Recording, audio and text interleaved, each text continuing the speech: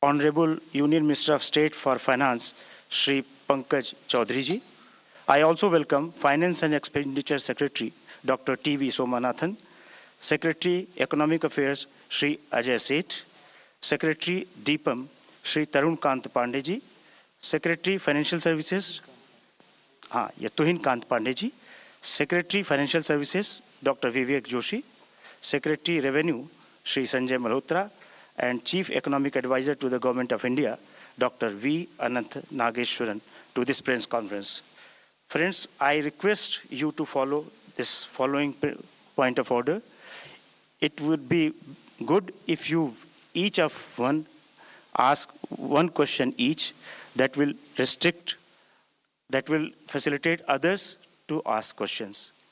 And we will try to take most of the questions in this press conference. Ma'am will directly answer your question without any preliminary statement. Over to ma'am. Over to question. Anybody? All question 71, please.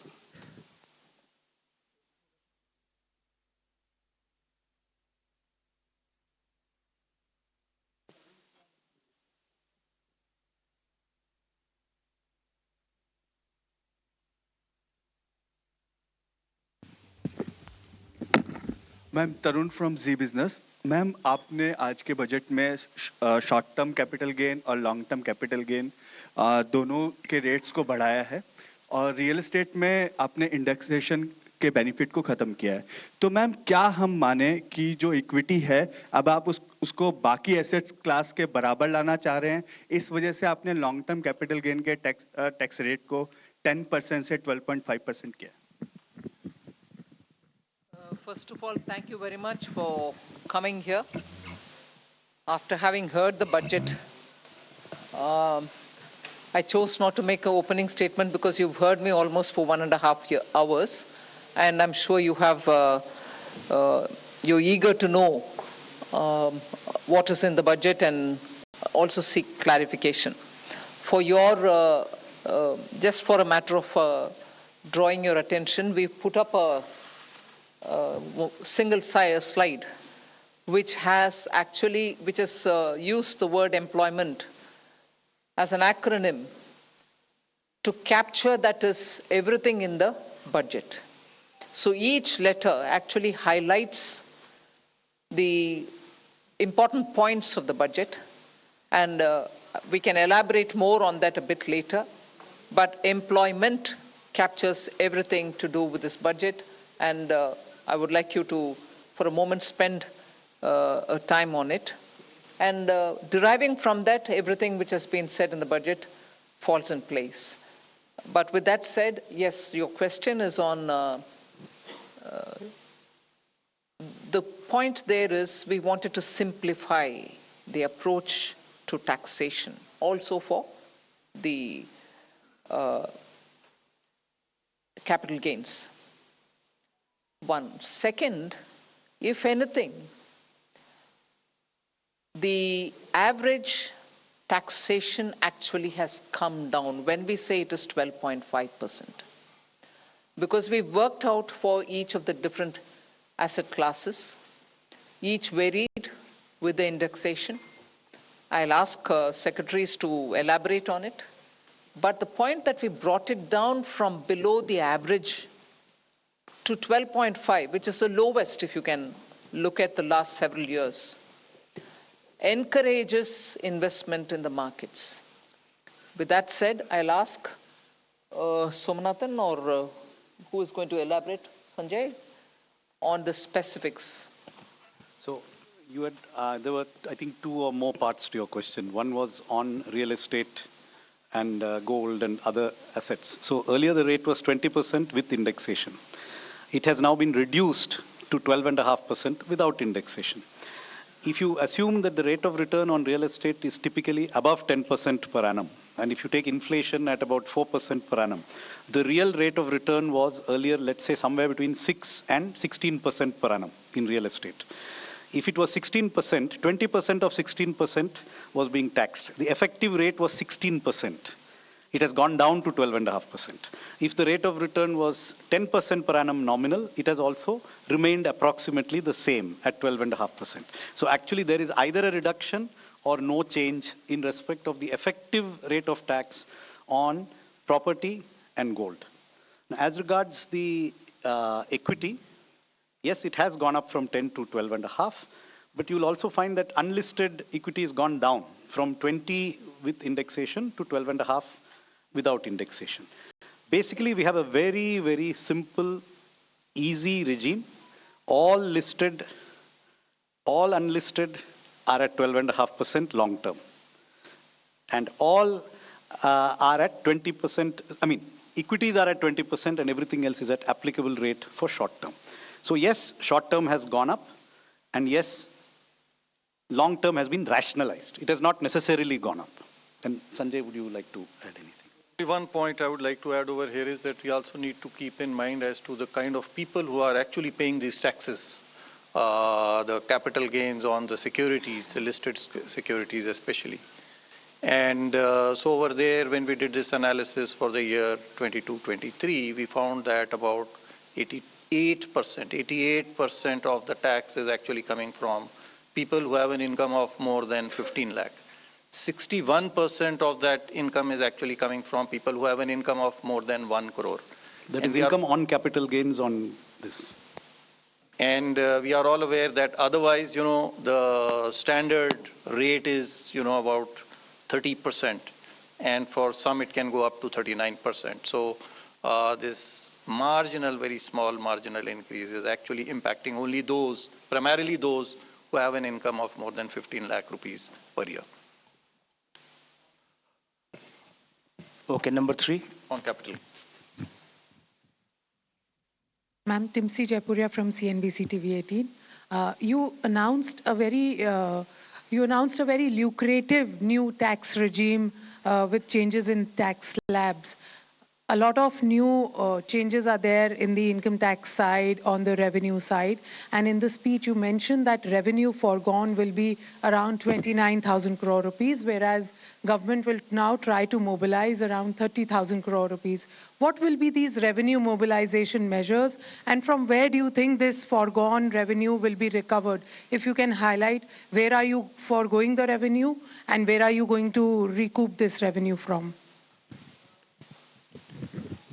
First of all, it is not just because we've mentioned it in this budget, but the attempt to widen the tax net is something which we've been repeatedly saying, that India's tax net will have to be widened, whether it is in the direct taxation or indirect.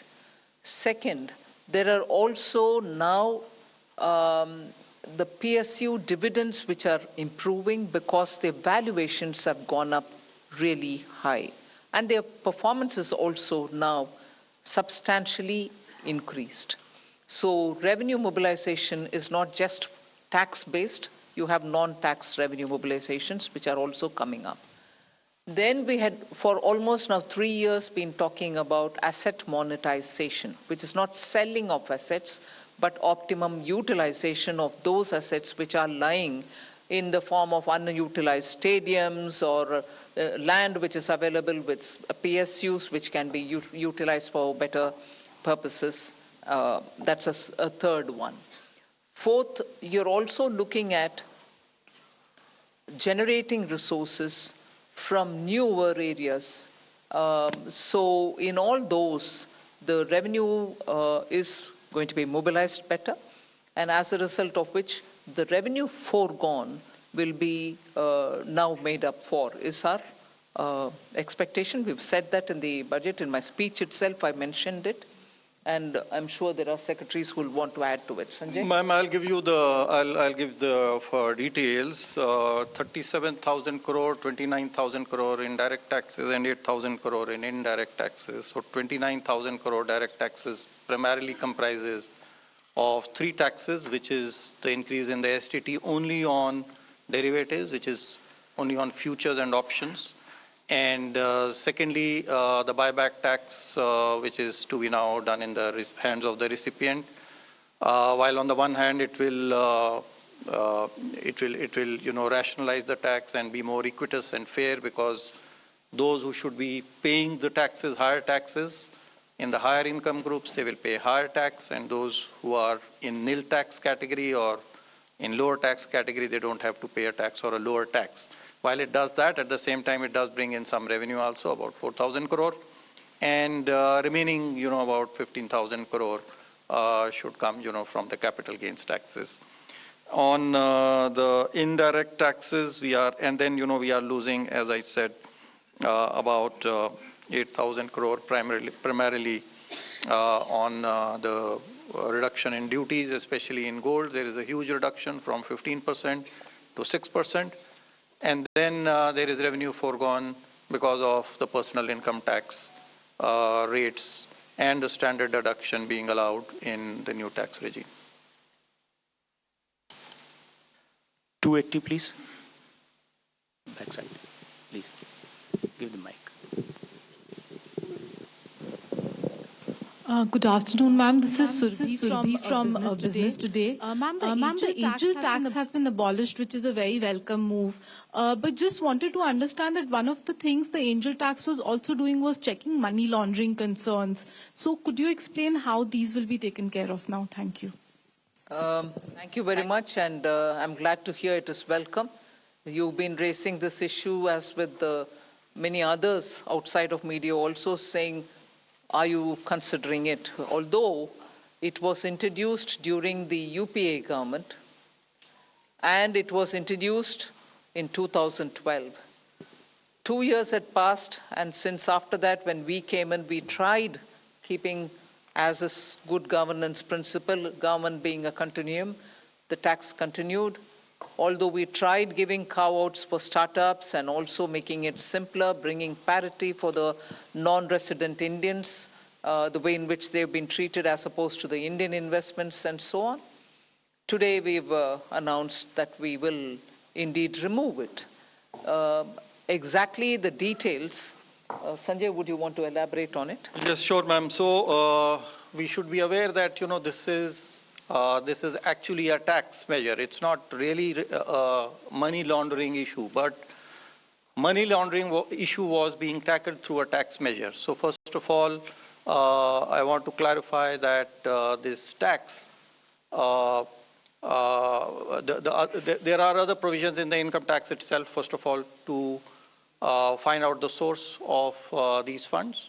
Number two, there is already, the Prevention of Money Laundering Act, which continues to be in existence. So if there is money which is being laundered, money, being paid as a bribe or for use in, other purposes for terrorism, etc., there are enough laws, including the Nyaya Sahita, Bharatiya Nyaya Sahita, and the Prevention of Money Laundering Act to take care of those issues. While on the other hand, now some genuine money for investment, actually, there is this deterrent provision no longer exists, while provisions for money laundering remain, and they should be sufficient to cater to it.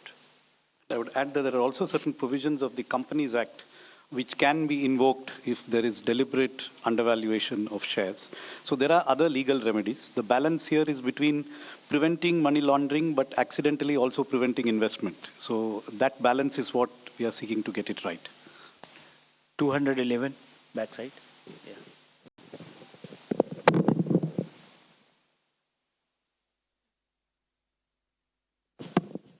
Hello, ma'am. Prakash Pedashi from ET Now. My question is, will the increased STT be applicable from April 1 or prospective? And if from April 1, will there be retrospective tax calculation for the increased amount? It's not retrospective. It is with effect from 1st of October 2024. So we are giving sufficient time for the exchanges and the people, who collect this tax to put their systems in place to be able to collect it. It's not retrospective, it is prospective. 13.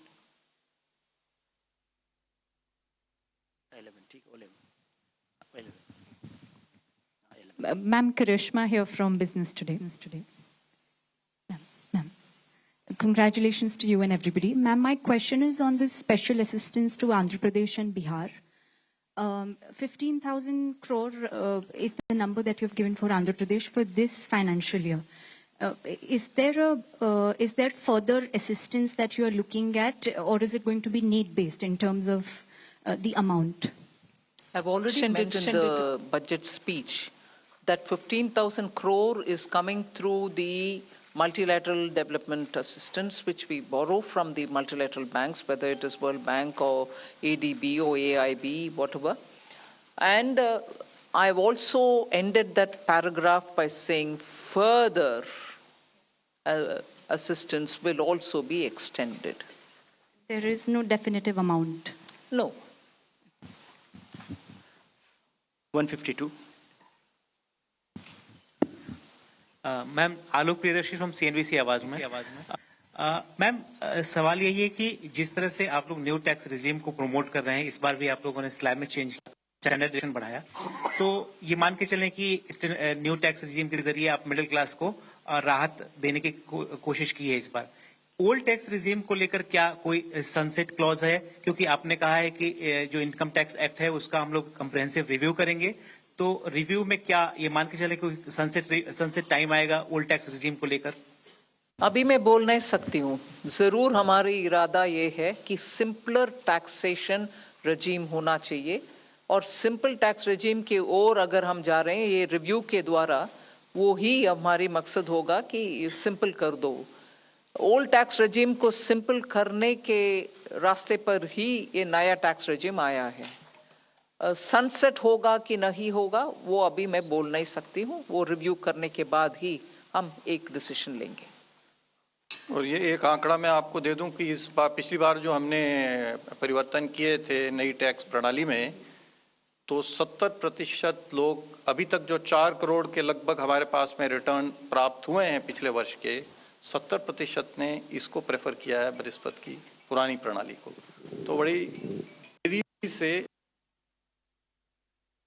आकर्षित हो रहे हैं और हमारा यही प्रयास रहेगा। Yes. Yes, ongoing period. Ongoing Not filing. yet, I mean, more returns are coming in, yes. 271.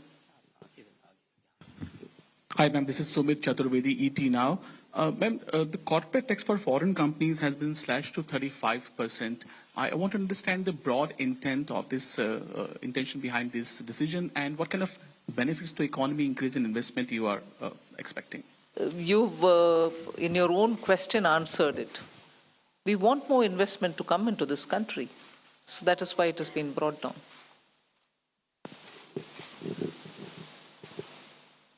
$95. Just to add to that, there was a widened differential between foreign and domestic companies which arose after the tax cut in 2019. When the domestic rates were cut, the foreign rates were not cut. So there was a widening of the gap. With today's change, there is still a higher rate of tax for foreign companies, but it is not now disproportionately higher than domestic. And therefore, this is something where, according to the feedback received from industry, we expect more foreign companies to invest now that this regime is adjusted in this manner.